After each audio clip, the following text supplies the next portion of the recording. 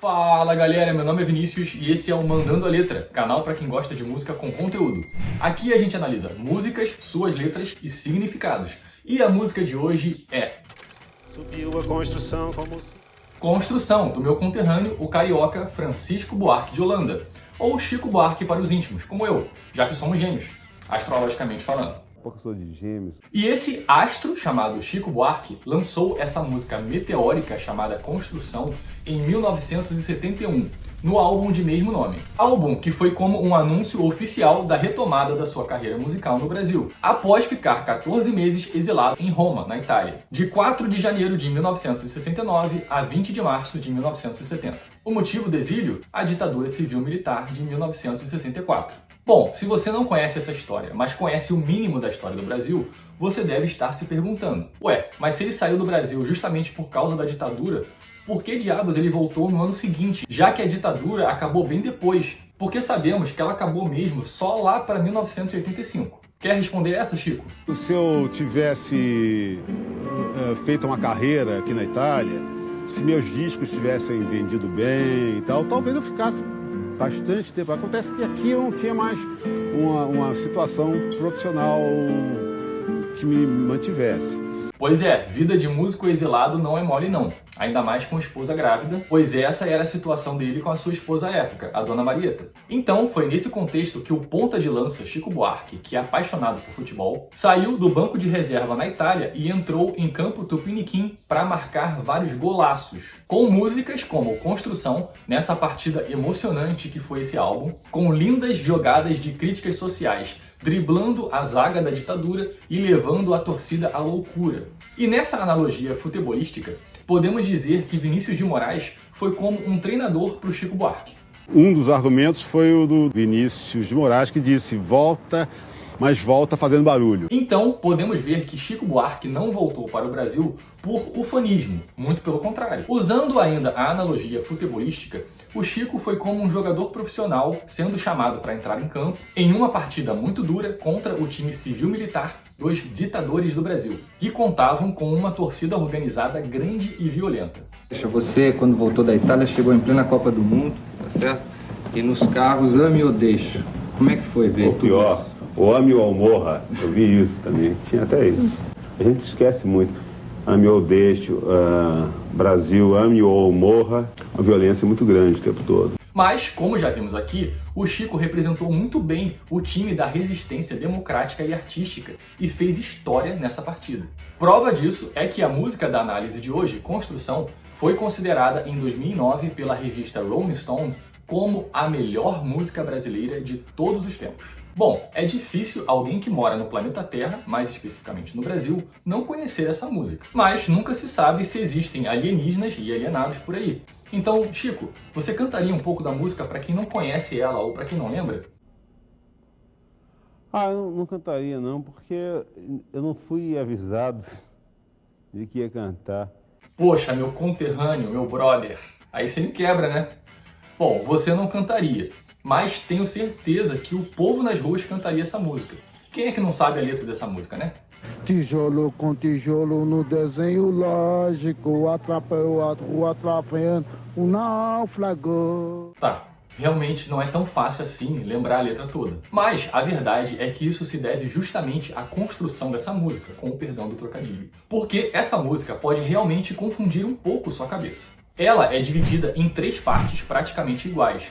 Só que na segunda e terceira partes, as últimas palavras de cada verso são trocadas. Então, é compreensível nosso amigo ali ter se embaralhado um pouco com as palavras. Esse embaralhamento já fazia parte do plano benigno do Chico Buarque com essa arte. Eu tinha feito a música toda, a primeira parte. Tava pronta, tá legal, bom. Dia seguinte que eu comecei a olhar e ver que podia mexer, porque ainda ela fica pronta, mas ainda tem aquela mexidinha que você dá, que você faz no entusiasmo, fica pronta. No dia seguinte você vai ver, bom, será que não é melhor aqui, em vez de falar, vamos dizer um exemplo, em vez de falar bela, falar linda, em vez de falar, né, vamos ver se essa palavra é aquele estudo frio, né? E aí eu vim, pô, por que mágica e não lógica, e por que não as duas coisas, né? E aí eu comecei a brincar, e achando que dava para lançar coisa assim, um pouco dando essa ideia que as pessoas pudessem cantar como quisessem, né? Então, para que ninguém pense mal do nosso amigo ali que se embaralhou com a letra da música, olha aí o próprio Chico Buarque se embaralhando com a própria música. Ô, mano, contramão atrapalhando, tráfego. Primeiro era o tráfego, era a primeira. Depois começou a mudar tudo, atrapalhando o próximo, sabe? Qualquer um, o que quiser, né? Olha, e não tem como falar da construção dessa música sem falar sobre a sua métrica poética. Essa métrica, eu diria que, junto à ideia da música, são os alicerces que elevam essa música ao patamar de uma das maiores obras de arte brasileiras. E a melodia, eu diria que, junto à objetividade e subjetividade da interpretação dessa música, são o acabamento final dessa obra. Quanto à métrica, lembra do embaralhamento de palavras que o Chico disse ter feito? As palavras embaralhadas são somente as últimas de cada verso. E essas palavras são todas trissílabas proparoxítonas. Ou seja, todas têm 3 sílabas e todas têm como sílaba tônica, que é a sílaba mais forte, a antepenúltima. Que nesse caso, por serem trissílabas, é sempre a primeira sílaba da palavra.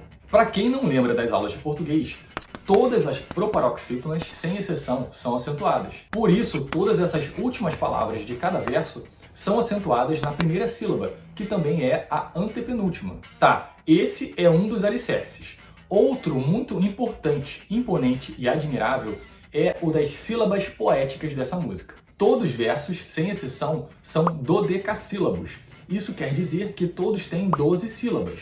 Mas estamos falando aqui de sílabas poéticas, que é um pouco diferente daquelas sílabas que aprendemos na escola. Na verdade, é quase a mesma coisa. A diferença é que a separação silábica é feita tomando como base o som das palavras. Um exemplo: amou daquela vez como se fosse a última. Aqui, as sílabas se de fosse e a se fundem e formam uma sílaba poética só, porque quando falamos ou cantamos, elas soam como uma só. Amou daquela vez como se fosse a última. E na contagem de sílabas poéticas, a gente conta somente até a última sílaba tônica ou sílaba forte do verso. Aqui, como todo verso termina em trissílaba proparoxítona, toda a contagem de sílabas poéticas vai terminar na primeira sílaba dessa última palavra. Última palavra que, por acaso, nesse exemplo, é a palavra última. Então, a contagem fica assim: amou daquela vez como se fosse a última. Pronto, 12 sílabas poéticas. A sílaba U é a 12ª sílaba do verso. Portanto, o verso é dodecassílabo. E como já dito, todos são assim. Só mais um exemplo. Seus olhos embotados de cimento e lágrima. Aqui, a sílaba to puxa a vogal e se fundem em uma sílaba poética só. E a sílaba lá, então, é a 12ª do verso. E por falar em verso, já vimos que a música é formada por 3 partes. A terceira parte é menor, com 7 versos só. Mas a primeira e segunda são formadas por 17 versos cada, que, por sua vez, é a junção de 4 quartetos, que são 4 versos em sequência, mais um verso de desfecho, dando 17 versos. E outro alicerce muito importante nessa obra é a conjugação verbal, porque 10 dos 17 versos da primeira e da segunda parte e 4 dos 7 versos da última parte apresentam verbos no pretérito imperfeito do subjuntivo. Exemplos: amou daquela vez como se fosse a última. Dançou e gargalhou como se ouvisse música. Essa conjugação verbal é extremamente importante para a interpretação dessa música. Vamos voltar a falar disso mais para frente, na análise da letra da música. Bom, falamos então dos alicerces dessa obra. Vamos falar então agora do acabamento final, que é a melodia dessa música. Por acaso, essa foi feita em 2 tempos, que é raro acontecer. Essa batida em 2 tempos eu considero como o coração da melodia, que pulsa e dá vida a essa obra e transmite justamente a ideia de uma construção, onde são feitos movimentos repetitivos. Outro som muito importante nessa música é o da orquestra do maestro Rogério Duprat, figura importantíssima na época do movimento tropicalista, junto a Caetano Veloso, Gilberto Gil, Gal Costa, Tom Zé, Torquato Neto. Ele é que sabia dos Mutantes, que falou para o Gil sobre os Mutantes, então ele fez essa ponte Ele veio da música erudita, mas conhecia um grupo de rock que apresentou um cara da MPB. E a orquestra eu considero como o último acabamento dessa obra, que adiciona elementos sonoros que fazem alusão aos barulhos da cidade, da obra, e dá ainda mais destaque às emoções retratadas na letra da música. Bom, essa música aqui é um prato cheio para quem gosta de música, obviamente, de poesia, de arte, arquitetura, que não por acaso é o caso do Chico Buarque. Você sabia que ele fez faculdade de arquitetura? Só que a faculdade foi um projeto inacabado, que ele abandonou para seguir a carreira de músico. Já eu vou seguir o projeto da análise da música de hoje, abandonando a carreira de músico aqui no canal, já que recebi duras críticas por ter arriscado com minha voz e violão desafinados em um vídeo recente aqui do canal. Ele acha que é muito amado. Se olhar na internet, ele é odiado. Ele diz as piores coisas. Existe uma raiva, mas você não vai ficar com raiva de quem tem raiva. Se morrer, pior. Quando morrer, você já morreu tarde, já vai tarde.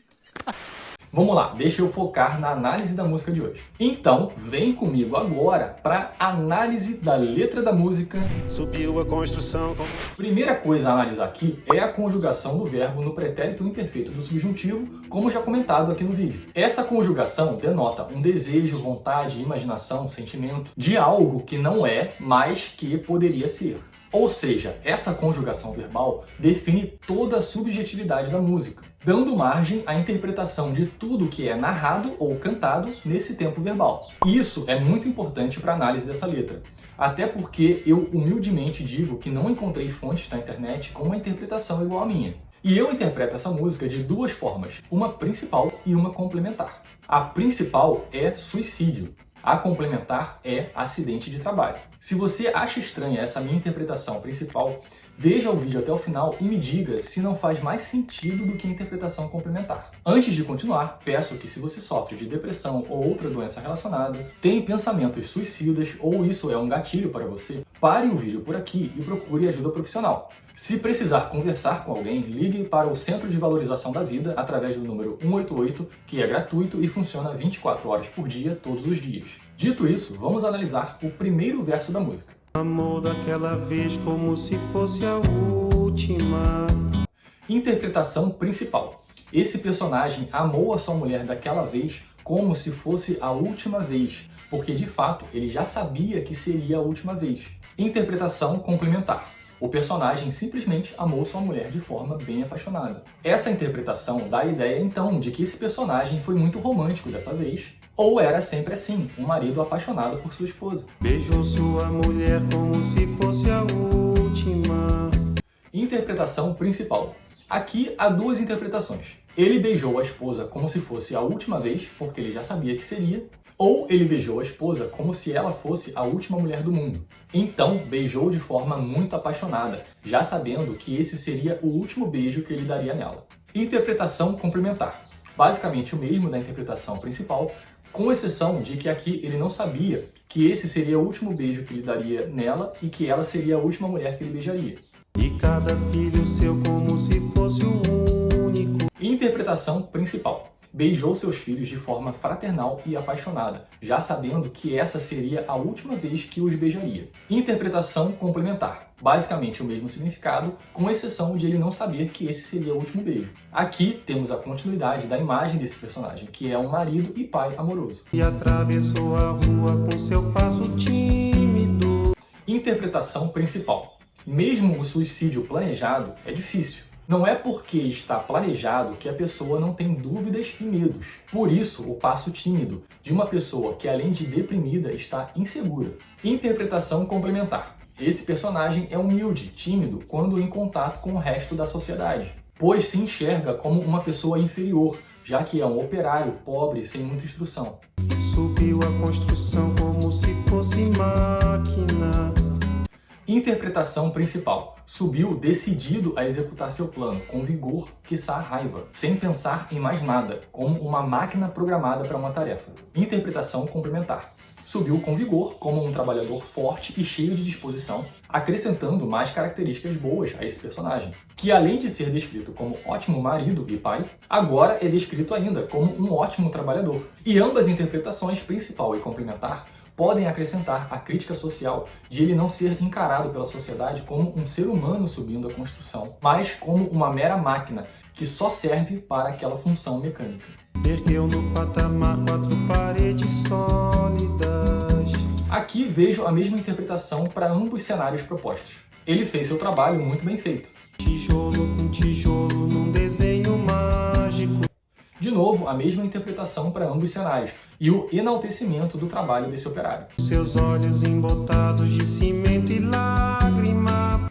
Esse verso, para mim, é o divisor de águas na interpretação dessa música. Aqui vejo a primeira menção à sua tristeza profunda, que fará muito mais sentido se a sua morte for por suicídio. Então, na interpretação principal, eu vejo essa parte como um sentimento de depressão que ele sentiu com bastante força, enquanto trabalhava e pensava no seu suicídio planejado. Se não pensarmos em suicídio, essa parte já parece não ter muita coerência com o resto do enredo. Porque, como vimos, ele teve uma ótima noite de amor com a sua esposa, estava tudo ótimo em casa entre ele e seus filhos, ele estava cheio de energia e vigor já no começo do trabalho, fez um trabalho muito bem feito, então por que ele teria chorado em seguida? Podemos pensar que ele estava triste em relação à sua posição na sociedade, a esse trabalho mal pago, mas para mim parece muito repentino, incoerente e fora de contexto. Sentou pra descansar como se fosse sábado. Essa hora do descanso seria a hora do almoço, como veremos no verso seguinte. E pela interpretação principal, podemos dizer que ele considerava aquela hora de almoço como se fosse sábado, porque ele já não pretendia voltar ao trabalho após o almoço. Estava decidido a encerrar sua jornada de trabalho e sua jornada na vida antes de acabar o horário de almoço. Já a interpretação complementar seria mais simples. Ele teria se desligado completamente do trabalho no horário de almoço. O meu feijão com arroz como se fosse um príncipe. Interpretação principal. Comeu já sabendo que essa seria a última refeição da sua vida. Então, apreciou de forma exacerbada aquela refeição tão simples. Muitas pessoas costumam comer, beber, fumar uma última vez antes de se suicidarem. Isso é um comportamento típico. Interpretação complementar. Esse personagem é muito pobre e pode ser que falte até feijão com arroz na casa dele. Então, ele aprecia muito essa comida do trabalho. Essa parte me lembra um haitiano, empregado de uma empresa da região onde eu moro, que disse uma vez que a comida do refeitório no trabalho dele seria a comida de um príncipe de onde ele veio. Ele ficava muito feliz e achava aquilo o máximo. Bebeu e soluçou como se fosse um náufrago.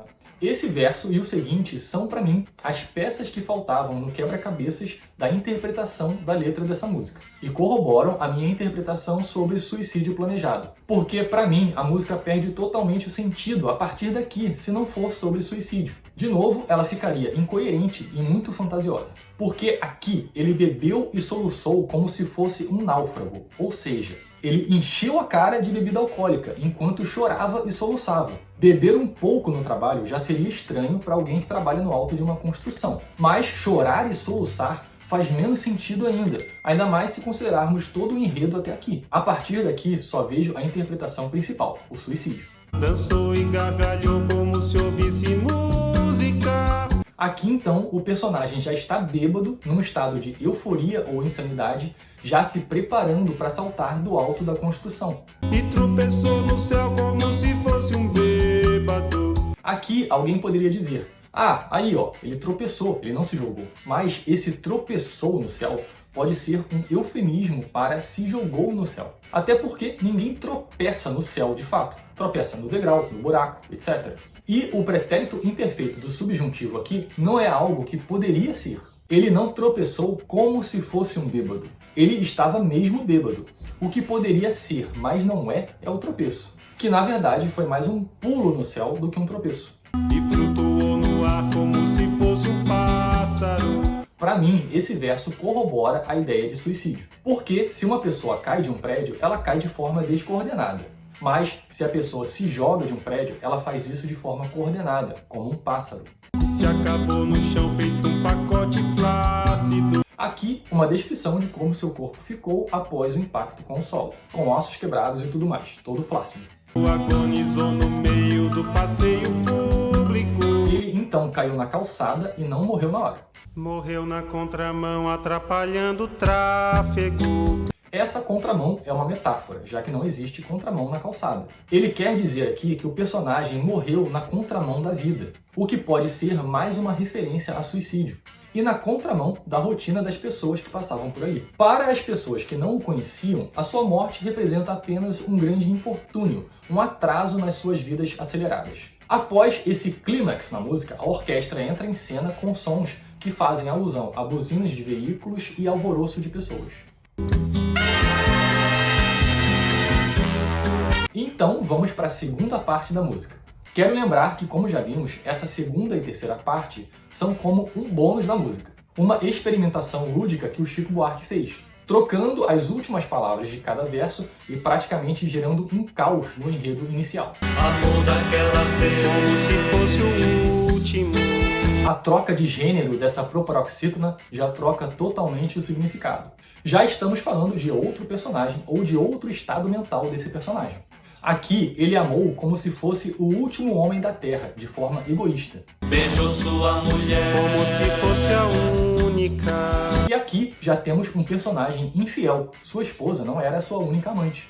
E cada filho ser, como se fosse o pródigo. Aqui, até os filhos já não seriam tão bons. A parábola sobre o filho pródigo da Bíblia é sobre um filho que pega sua parte da herança do pai e viaja e gasta tudo com futilidades. Então retorna à casa e o seu pai o recebe com muito carinho e comemoração, enquanto o irmão condena a atitude do pai. E atravessou a rua com seu passo bêbado. Aqui ele já estaria bêbado antes de chegar ao trabalho.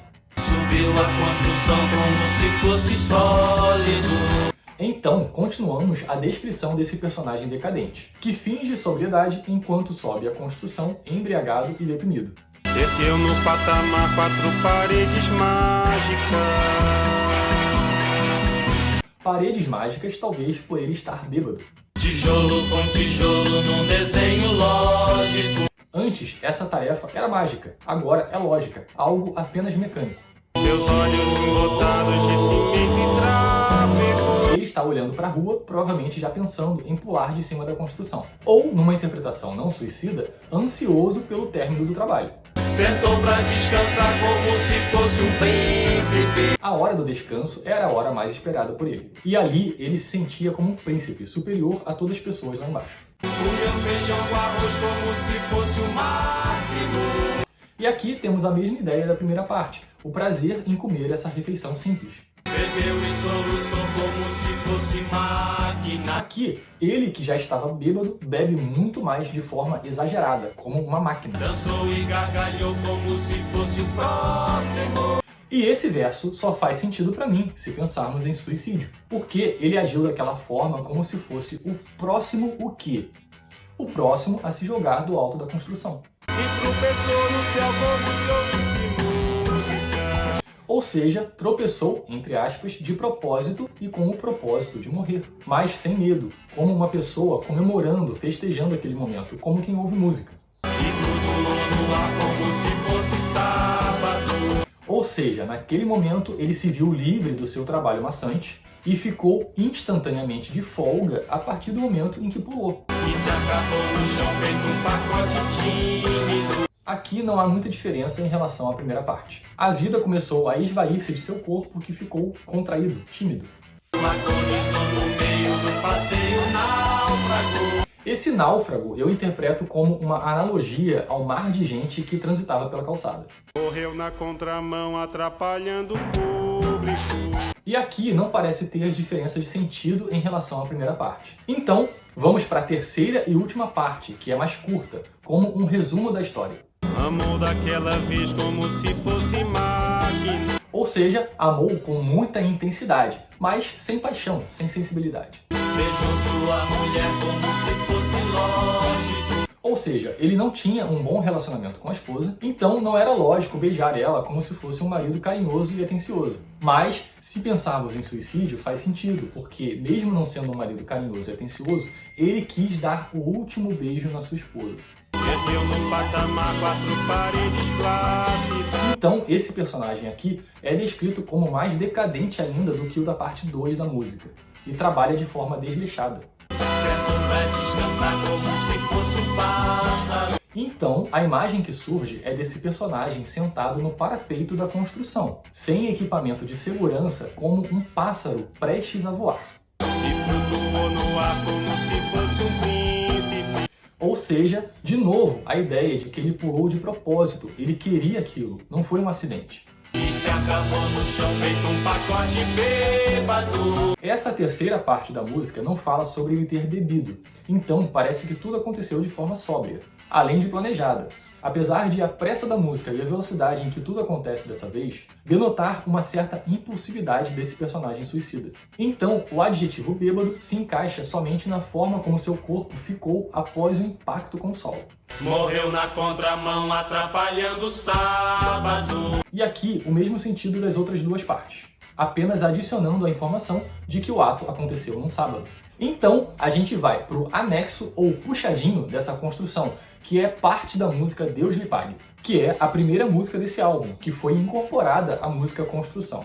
Mas antes, quero fazer uma reflexão sobre a música Construção, que para mim retrata um suicídio. Eu considero a primeira parte a mais importante. A segunda e a terceira são as transformações que o Chico Buarque fez em cima da primeira. E essas transformações, a meu ver, mudam apenas o estado mental desse personagem suicida. A primeira parte mostra alguém decidido a dar fim à sua vida, de forma muito planejada e consciente. A segunda parte mostra alguém com a mesma decisão, porém em um estado mental caótico, se entregando ao álcool e à libertinagem. Já a terceira e última parte mostra alguém decidido, em estado mental caótico, e tão ansioso pela morte que faz tudo com pressa e sem paixão, se satisfazendo mesmo apenas com seu ato final, o seu pulo mortal. Bom, quanto ao trecho seguinte da música Deus lhe pague, esse é uma sátira, uma crítica ao sistema político da ditadura civil-militar, e serve como um ótimo complemento à crítica social de Construção, que retrata a vida deprimente desse operário explorado pelo tal do milagre econômico da época da ditadura,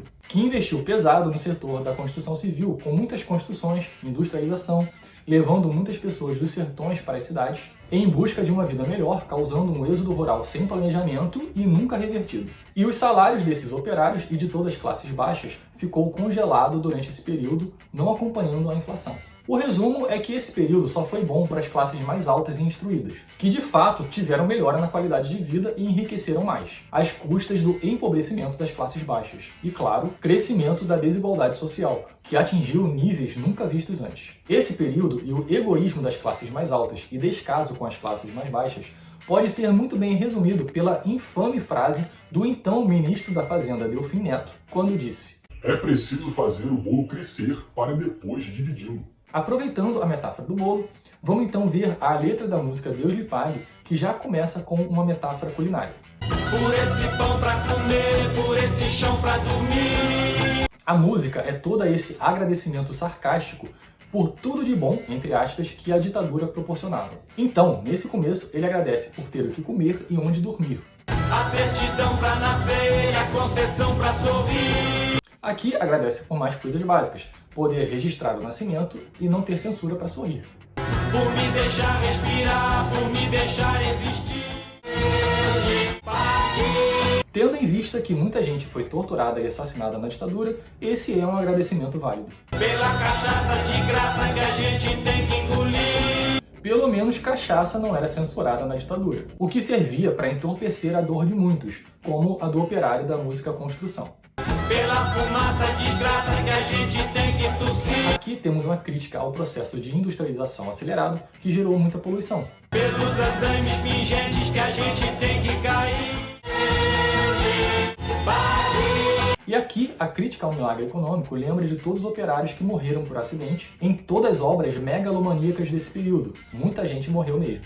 Pela mulher carpinteira pra nos louvar e cuspir. Uma observação aqui. Se você procurar a letra dessa música no Google, vai estar escrito carpinteira, não carpideira. Mas se você prestar atenção na música, você vai ouvir que ele fala carpideira. Carpideira era uma profissão exercida por mulheres, mencionada na Bíblia e em outros textos religiosos. E ela era basicamente uma mulher paga para chorar por defuntos que não conhecia. Isso porque os homens deveriam ser fortes líderes da família e não poderiam chorar, o que era considerado sinal de fraqueza. Olha isso.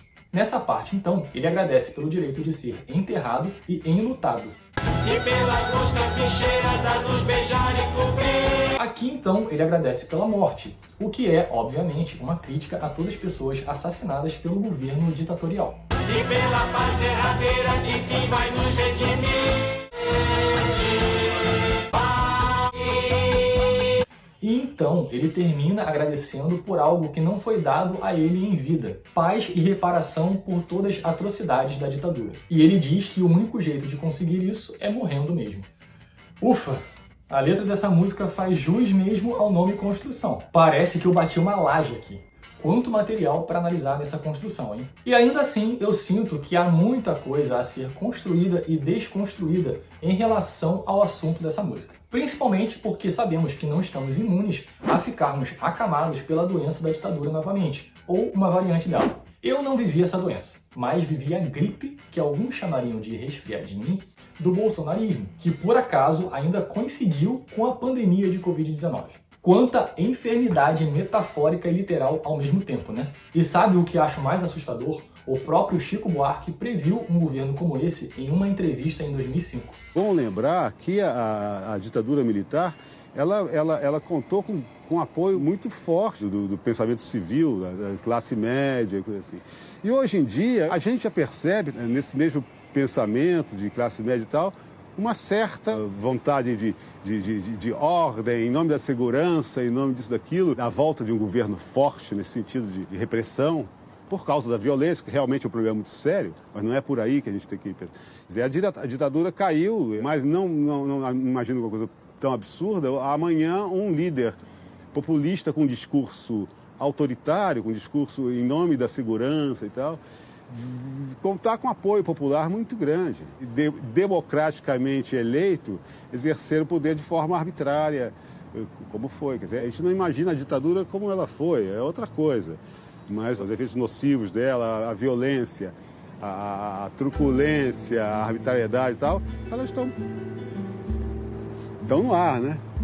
Bom, e se você não foi embora depois que falei mal do bolsonarismo e viu o vídeo até aqui, acho que você merece uma recompensa. Então, aqui vai uma curiosidade. Você sabe como conseguiram fazer com que a música Construção passasse pela censura prévia daquela época? Que já existia porque o AI-5 começou em dezembro de 1968, pouco antes do Chico Buarque se exilar na Itália. Foi assim, o advogado da gravadora deles, a Philips, pediu para que a música fosse vetada, como forma de provocação. Então, essa estratégia de psicologia reversa funcionou e a música passou sem problemas, para surpresa de todos. Bom, e para fechar o vídeo de hoje, eu trago uma reflexão. Independentemente de qual sistema seja melhor, capitalismo, socialismo, comunismo ou qualquer outro, o fato é que precisamos mudar. Do jeito que tá, não tá bom. Isso é muito nítido. Se mantivermos o sistema capitalista, precisamos pelo menos mudar urgentemente nossa mentalidade sobre trabalho, competição, consumismo. Algo que considero urgente e que tem tudo a ver com a música de hoje é a redução da jornada de trabalho para algo que eu considero como ideal 4 horas por dia ou um sistema equivalente. E precisamos praticar o desapego em relação a tudo, o que como consequência faria com que parássemos de competir uns com os outros e começássemos a cooperar uns com os outros. Enxergar os outros seres humanos como irmãos e irmãs. E estou falando no sentido mais genuíno da palavra, sem apelo religioso, até porque eu não tenho religião. Política e sociedade devem ser discutidas sempre. E eu posso estar enganado em relação a muitas ideias, mas de uma coisa eu tenho certeza absoluta. Todos nós somos operários na construção do mundo à nossa volta. E não podemos construir paz usando ferramentas de guerra. Então, escolha bem suas ferramentas e mãos à obra. E se quiser mais de Chico Buarque aqui no canal, é só chamar que ele volta. Volta, só chamar. É isso aí, galera. Gostou? Então não esquece de se inscrever, deixar o like, compartilhar e ativar o sininho para não perder nada. E até o próximo vídeo.